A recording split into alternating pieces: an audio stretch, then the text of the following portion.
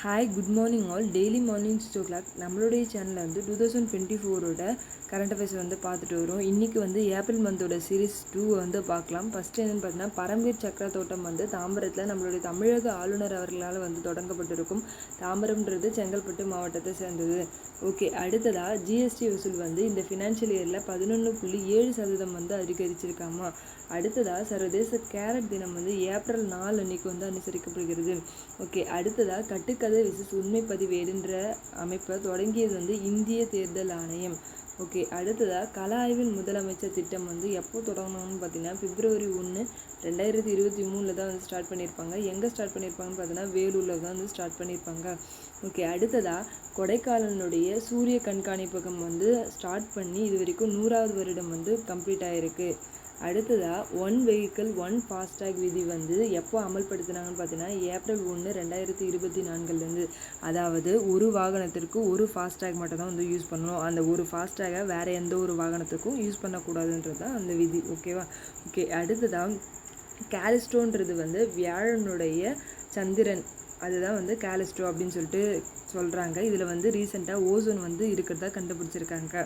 Okay, அடுத்ததாக election கமிஷனுடைய 2 ஆப்ஸை பற்றி பார்க்கலாம். ஃபஸ்ட்டு வந்து சக்ஷம்ன்றது மாற்றுத்திறனாளிகளுக்கான ஆப்பு. இதில் வந்து மாற்றுத்திறனாளிகள் வந்து போயிட்டு தங்களுடைய பேரை வந்து பதிவு செஞ்சுட்டு தங்களுக்கு தேவையான ஃபெசிலிட்டிஸ்லாம் வந்து இதில் வந்து பதிவு பண்ணி பெற்றுக்கொள்ளலாம். அடுத்ததாக சிவிஜில் ஆப் எதுக்காகன்னு பார்த்தீங்கன்னா, தங்களுடைய தொகுதிகளை வந்து தேர்தல் விதிமுறைகளை மீறி ஏதாவது வந்து நடவடிக்கைகள்லாம் இருந்தது அப்படின்னா அதை வந்து வீடியோவோ இல்லை ஃபோட்டோவோ எடுத்து இந்த சிவிஜில் ஆப்பில் வந்து அந்த கம்ப்ளைண்ட்ஸை வந்து பதிவு பண்ணலாம். ஓகே, அடுத்ததாக கஞ்சா பயன்பாட்டை சட்டப்பூர்வமாக வந்து ஜெர்மனி நாடு வந்து அமல்படுத்தியிருக்காங்க. அடுத்ததாக மகளிர் ஹாக்கி அணியினுடைய பயிற்சியாளர் யாருன்னு பார்த்தீங்கன்னா ஹரேந்திரன் வந்து நியமிச்சிருக்காங்க. ஓகே, அடுத்ததாக அமெரிக்க இந்திய வரிமன்றத்தினுடைய தலைவர் யாருன்னு பார்த்தீங்கன்னா வந்து தருண் பஜாஜ் அவர்கள். ஓகே, அடுத்ததாக உலக இணையவழி குற்றங்கள் குறியீட்டில் இந்தியா வந்து 10வது இடத்துல இருக்குது. முதல் இடத்துல வந்து ரஷ்யா இருக்காமா. அடுத்ததாக நோய் கண்காணிப்பதற்காக நானோ சென்சாரை உருவாக்கிய ஐஐடி எதுன்னு கேட்டாங்கன்னா ஐஐடி ஜோத்பூர் தான் உருவாக்குச்சு. அந்த சென்சார் பேர் வந்து என்னன்னு பார்த்தீங்கன்னா வந்து சைட்டோகைன்ஸ். ஓகே, அடுத்ததாக ஹெப்படைட்டிஸ் நோயை ஒழிப்பதற்காக எந்த வருஷம் வந்து இலக்கு நிர்ணயிச்சிருக்காங்கன்னு பார்த்தீங்கன்னா 2030.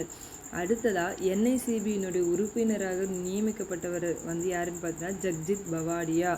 அடுத்ததாக புதிய பாரத எழுத்தறிவு திட்டம் வந்து 2022 வந்து தொடங்கப்பட்டது.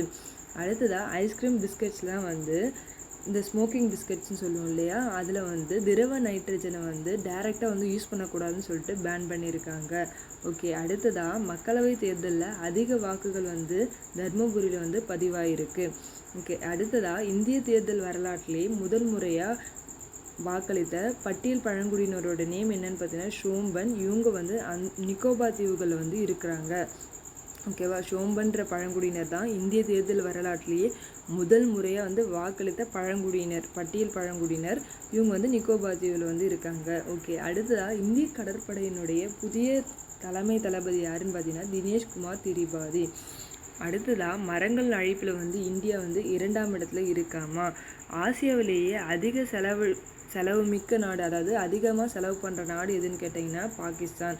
அடுத்ததாக இந்தியாவில் அதிக வாக்காளர்கள் கொண்ட மாநிலம் எதுன்னு கேட்டிங்கன்னா உத்தரப்பிரதேசத்தில் தான் அதிக வாக்காளர்கள் இருக்காங்க. அதுவே வந்து உலகிலேயே அதிக வாக்காளர்கள் கொண்ட நாடு எதுன்னு கேட்டிங்கன்னா வந்து இந்தியா தான். இந்தியாவில் அதிகமாக எதுன்னு கேட்டிங்கன்னா உத்தரப்பிரதேசம். ஏன்னா அங்கே தான் வந்து மக்கள் தொகை அதிகமாக இருக்குது.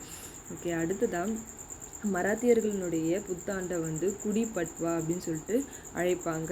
அடுத்ததாக அமெரிக்காவினுடைய ப்ளூ ஆர்ஜின் நிறுவனம் சார்பில் வந்து விண்வெளிக்கு மனிதர்களை அழைத்து செல்றதுக்காக உருவாக்கப்பட்ட ஏவுகலன் பேர் என்னன்னு கேட்டிங்கன்னா நியூ ஷெப்பர்ட் அப்படின்ற விண்கலத்தில் தான் வந்து அழைச்சிட்டு போக போகிறாங்க. ஓகே ஃப்ரெண்ட்ஸ், இன்னொரு கரண்ட் அஃபேர்ஸ் இதோட கம்ப்ளீட் ஆகுது. Thank you all.